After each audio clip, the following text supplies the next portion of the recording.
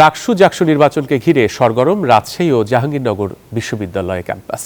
রোববার দুপুরে রাকসু নির্বাচনে পূর্ণাঙ্গ প্যানেল ঘোষণা করেছে ছাত্রদল। এ সময় দ্রুতই ইশতেহার ঘোষণা করা হবে বলেও জানানো হয়।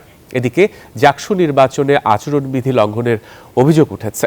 অবশ্য নির্বাচন কমিশন বলছে লঙ্ঘনকারীদের বিষয়ে কঠোর ব্যবস্থা নেওয়া হবে। প্রতিনিধিদের তথ্যচিত্র নিয়ে দেখুন ডেস্ক রিপোর্ট।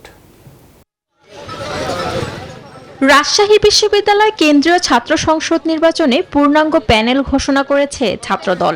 রোববার দুপুরে এক সংবাদ সম্মেলনে এই প্যানেল ঘোষণা করেন কেন্দ্রীয় ছাত্রদলের সাংগঠনিক সম্পাদক আমানুল্লাহ আমান।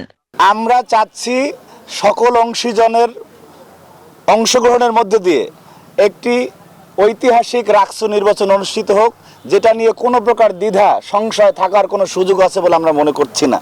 ভিপি পদে শেখ নুরুদ্দিন আবির ও জিএস পদে নাফিউল জীবনকে মনোনয়ন দিয়েছেন তারা। দ্রুতই ইশতেহার ঘোষণা করা হবে বলেও জানানো হয়। আমরা ইশতেহার দিব, শিক্ষার্থীদের মতামত নিয়ে ইশতেহার দিব, সেই ইশতেহার আমরা শিক্ষার্থীদের মতামত নিয়ে দিব, সেই আলোকে আমরা কাজ করব। 5 আগস্ট পরবর্তী আমাদের বিভিন্ন শিক্ষার্থী বান্ধব কার্যক্রমের মাধ্যমে আমরা ব্যাপকভাবে প্রশংসিত। আল্লাহর রহমতে ইনশাআল্লাহ আমরা বিজয়ের ব্যাপারে আশাবাদী।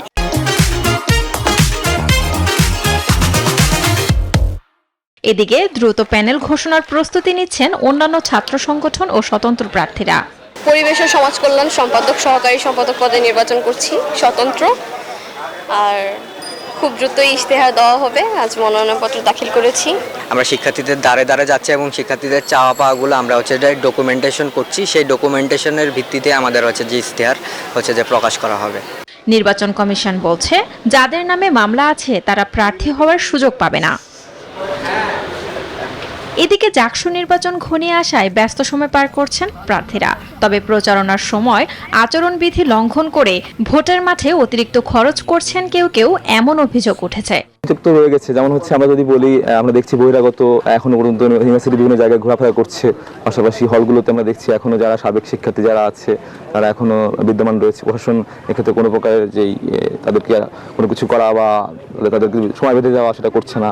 আচ্ছা, আমি এই যে আসন্ন জাকসু ইলেকশনে আমরা চাই, সাধারণ শিক্ষার্থীরা চাই যে প্রতিনিধি আর কি বের হয়ে আসবেন, নির্বাচিত হবেন, সে যেন শিক্ষার্থীদের হয়ে কাজ করেন।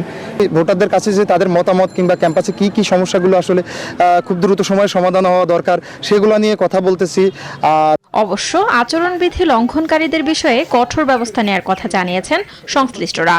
যদি লিখিত কোনো অভিযোগ পাই, আমরা সুস্পষ্ট লিখিত অভিযোগ, যেটি তার পরিপ্রেক্ষিতে আমরা ব্যবস্থা নেব।